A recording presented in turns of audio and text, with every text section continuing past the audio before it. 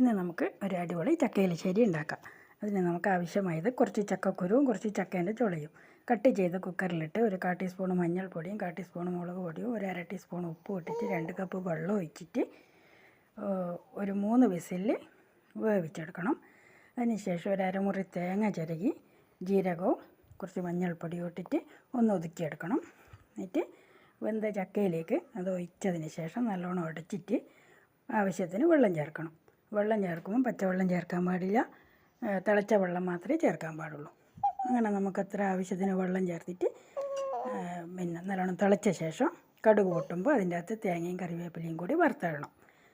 അപ്പോൾ അടിപൊളി ചക്കയെലിശ്ശേരി തയ്യാറായി. ഇത് കൂട്ടിയിട്ട് നമുക്ക് ചോറുണ്ണ. ഒരു സദ്യേൻ്റെ ഒരു നാരങ്ങ കറിയും കൂടി ഉണ്ടായാൽ, അല്ലെങ്കിൽ ഒരു ഉരുട്ട് ചമ്മന്തിയോ അങ്ങനെ എന്തെങ്കിലും ഉണ്ടായാൽ ധാരാളം. അപ്പോൾ എല്ലാവരും ഉണ്ടാക്കി നോക്കുക.